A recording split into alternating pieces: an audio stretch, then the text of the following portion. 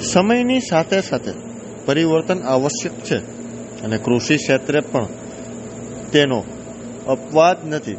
આજે કૃષિમાં વિવિધ હાઇબ્રિડ બિયારણો, દવાઓ અને જંતુનાશક દવાઓનો ભારે પ્રમાણમાં ઉપયોગ થાય છે, પરંતુ તેની ચોક્કસ પદ્ધતિઓને અવગણવાથી ખેડૂતોને જાતને અને પોતાના ઉપજને નુકસાન પહોંચાડ્યું છે. તે જ કારણોસર આજે ભારત સરકારે પ્રાકૃતિક ખેતીને પ્રોત્સાહન આપવાનું શરૂ કર્યું છે. આ માર્ગ માત્ર જમીન અને પાક માટે જ નહીં, પરંતુ માનવ સ્વાસ્થ્ય અને દેશના ભવિષ્ય માટે પણ સુરક્ષિત છે. ત્યારે જુઓ અમારો ખાસ અહેવાલ. નમસ્કાર, આપ સૌને પ્રણામ. હું ડોક્ટર જીવરાજ ચૌધરી, કૃષિ વિજ્ઞાન કેન્દ્ર જૂનાગઢ કૃષિ યુનિવર્સિટી તરઘડિયા રાજકોટ ખાતે કૃષિ વૈજ્ઞાનિક તરીકે મારી ફરજ બજાવું છું. મિત્રો, આપ સૌ જાણો છો કે સમયની સાથે બદલાવ જરૂરી છે, સમયની સાથે પરિવર્તન પણ જરૂરી છે. એક કૃષિ વૈજ્ઞાનિક તરીકે હું કૃષિ ક્ષેત્રની અંદર શું પરિવર્તન જરૂરી છે અને કેમ પરિવર્તન પણ કરવું જોઈએ એની થોડીક વાત કરીશ. કે આપણો દેશ આઝાદ થયો આજે એને 76-77 વર્ષ થયા. વર્ષો પહેલા એવી પરિસ્થિતિ હતી કે દેશની અંદર ખાવા માટેના અન્નની પણ શોર્ટેજ હતી અને એ સમયની અંદર આપણા કૃષિ વૈજ્ઞાનિકોએ ઘણા બધા સંશોધનો કર્યા અને દેશની અંદર ગ્રીન રેવોલ્યુશન એટલે કે હરિત ક્રાંતિ લાવ્યું. એના થકી ઘણા બધા પાકોની અંદર હાઇબ્રિડ જાતો શોધાણી, રાસાયણિક ખાતરોનો ઉપયોગ વધ્યો, રોગ જીવાત માટેની દવાનો ઉપયોગ વધ્યો. પરંતુ આ દરેક વસ્તુનો ઉપયોગ કેટલો કરવો, કેટલા પ્રમાણમાં કરવો, કેમ કરવો એ આપણા વૈજ્ઞાનિકો ભલામણ કરી હતી, પણ આપણા ખેડૂત મિત્રો એને અનુસર્યા નથી. જે પૂરેપૂરી અનુસરવું જોઈએ એને અનુસર્યા નથી અને એના લીધે કરીને હવે આપણને એની ઘણી બધી આડઅસરો જોવા મળે છે, એની વિપરીત અસરો પણ જોવા મળે છે અને મનુષ્યના સ્વાસ્થ્ય ઉપર, જમીનના આરોગ્ય ઉપર, પર્યાવરણ ઉપર એની વિપરીત અસરો થઈ છે. એટલા માટે આપણી ગુજરાત સરકાર, આપણી ભારત સરકાર છેલ્લા 5-7 વર્ષથી હવે આપણી ચિંતા કરે છે, ખેડૂતોની ચિંતા કરે છે, પ્રજાજનોની ચિંતા કરે છે કે હવે જો ખેડૂતો આ બેફામ રાસાયણિક અને કેમિકલનો આવી રીતે ઉપયોગ કરશે તો ભારત દેશની ખેતીનું ભવિષ્ય કેવું હશે.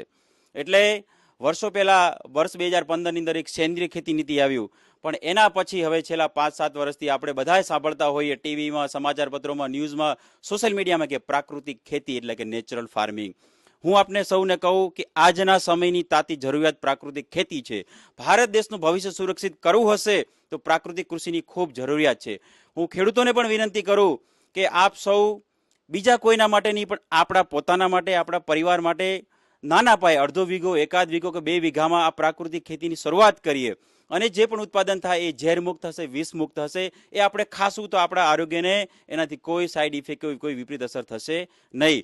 અને હું આપને વાત કરું કે અમારું કૃષિ વિજ્ઞાન કેન્દ્ર તરઘડિયા રાજકોટ જિલ્લાના ખેડૂતો માટે વર્ષોથી ઘણી બધી તાલીમોનું આયોજન કરે છે. અમે લોકો અહીંયા ખેડૂતોને બોલાવીને તાલીમો આપીએ છીએ, ડેમોન્સ્ટ્રેશન કરાવીએ છીએ, ગામડે ગામડે જઈને ખેડૂતોને તાલીમ આપીએ, ગામડે ગામડે જઈને એનું ડેમોન્સ્ટ્રેશન કરાવીએ કે પ્રાકૃતિક ખેતી કરવી હોય તો એની અંદર જે પ્રાકૃતિક ખેતીના આયામો છે એ કેમ બનાવવા, કેવી રીતે એનો ઉપયોગ કરવો અને કેમ એનો યુઝ કરીએ તો આપણને વધુ સારી સફળતા મળે.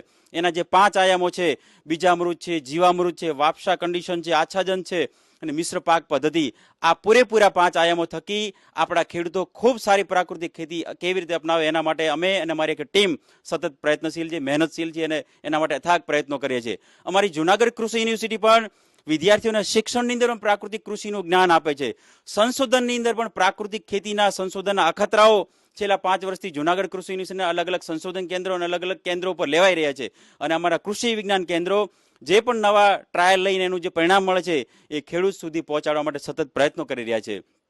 કોઈ પણ નવી ટેકનોલોજી આવે એ માત્ર લેબ પૂરતી સીમિત ન રહે, પણ લેબ ટુ લેન્ડ એટલે કે જે સારું સંશોધન છે, જે ઉપયોગી છે એ ખેડૂતના ખેતર સુધી કેમ પહોંચે એના માટે અમારા કૃષિ વૈજ્ઞાનિકો સતત મહેનત કરીએ છીએ, પ્રયત્નશીલ છે અને હજુ આપણા સૌરાષ્ટ્રના અને આખા ગુજરાતના ખેડૂતો વધારે પ્રાકૃતિક ખેતી કેમ અપનાવે, વધારે પોતાના સ્વાસ્થ્યનું ધ્યાન કેમ રાખે, જમીનને વધુ ઉપજાઉ કેમ બનાવે, પર્યાવરણને વધુને વધુ દૂષિત થતું કેમ અટકાવે, જેના થકીને આપણું જે ખેતી પ્રધાન દેશ છે વધુને વધુ આપણો ખેતી પ્રધાન દેશ બને.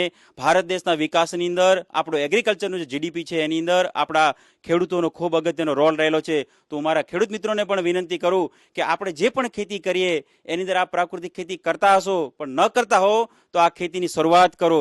બીજા કોઈના માટે નહીં પણ તમારા માટે, તમારા પરિવારના ભલા માટે કરો. કારણ કે સમયની સાથે પરિવર્તન જરૂરી છે. હવે સમય આવી ગયો છે કે સાયન્સ એન્ડ ટેકનોલોજી જમાનામાં આ પ્રાકૃતિક કૃષિ અપનાવીએ અને વધુ ઉત્પાદન લઈએ. જે ઉત્પાદન આવશે એમાં કોઈ પ્રકારનું કેમિકલ કે ઝેરની રેસિડ્યુઅલ ઇફેક્ટ આવશે નહીં. જે પણ વ્યક્તિ ખાશે, તમે ખાશો, તમારા પરિવારજનો ખાશે કે તમે કોઈને વેચશો, તો એ વ્યક્તિના શરીરને, સ્વાસ્થ્યને કોઈ સાઈડ ઇફેક્ટ થશે નહીં. એટલે ભારત દેશના એક શુદ્ધ અને શારીરિક રીતે મજબૂત, માનસિક રીતે મજબૂત નિર્માણ માટે આપ સૌ ખેડૂત મિત્રો સારી પ્રાકૃતિક ખેતી અપનાવો, સારું ઉત્પાદન લો, ઝેરમુક્ત, વિષમુક્ત ખેતી અપનાવો અને આપણા આ ખેતીના અથાગ પ્રયત્નોના લીધે આપણી જે દેશી ગાયો છે એનું જતન પણ થશે.